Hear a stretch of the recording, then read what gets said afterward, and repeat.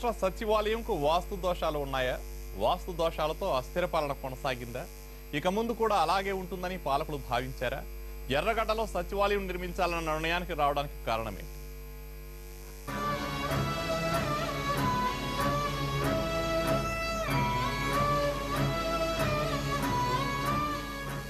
కొత్త సచివాలయం ఎర్రగడ్డలో నిర్మించాలన్న కేసీఆర్ ఆలోచనకు బలమైన కారణమే ఉందన్న వాదనలు వినిపిస్తున్నారు ఆయన మద్దతుదారులు.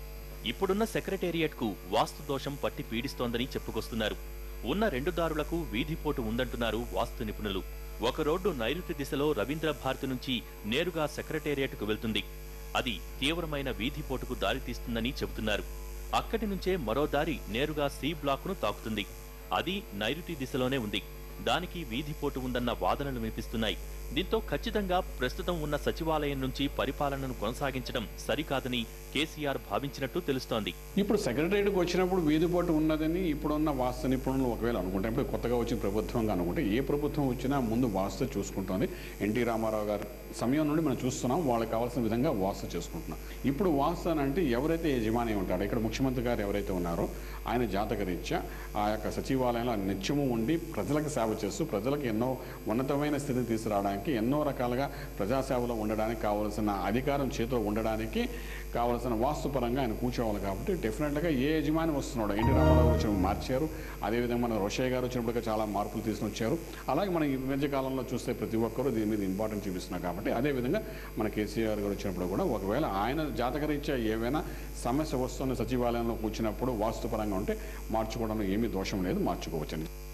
ఇక ఇప్పుడు ఉన్న జీ బ్లాక్ నిజాం రాజు తన కోసం కట్టించుకుంది. అయితే అందులోకి వచ్చే ముందు అపశకునం ఎదురుకావడంతో వదిలేశారనే వాదనలు ఉన్నాయి.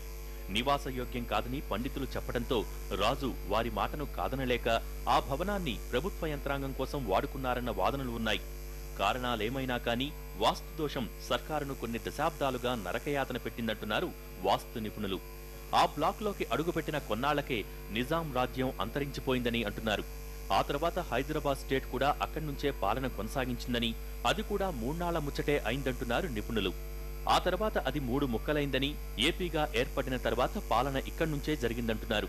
ఉద్యమాలు, ప్రత్యేక రాష్ట్రం కోసం ప్రాణాలు ఇవ్వటం, కరవు, చేనేతల ఆకలి చావులు, రైతు ఆత్మహత్యలు, రాజకీయ సంక్షోభం, ఇలా ఆంధ్రప్రదేశ్ పుట్టిన నాటి నుంచి అంతరించే వరకు వాస్తు దోషానికి ఉక్కిరిబిక్కిరైన సందర్భాలకు చరిత్రే సాక్ష్యమని వాస్తు నిపుణులు చెబుతున్నారు. వాస్తు ప్రకారం ఏంటంటే వీధిపోటు అనేది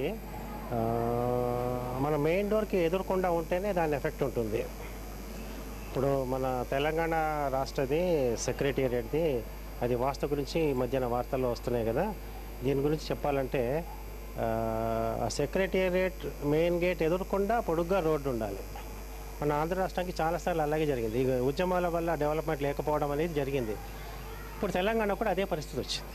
వీధిపోటు వల్ల ఏంటంటే కొట్లాటలు, అయితే ఆర్థికంగా నష్టపోవడము, లేకపోతే ఆరోగ్యం బాగుండలేకపోవడము, తర్వాత ప్రభుత్వం స్థిరంగా ఉండలేకపోవడము, ఇట్లాంటివి వస్తాయన్నమాట.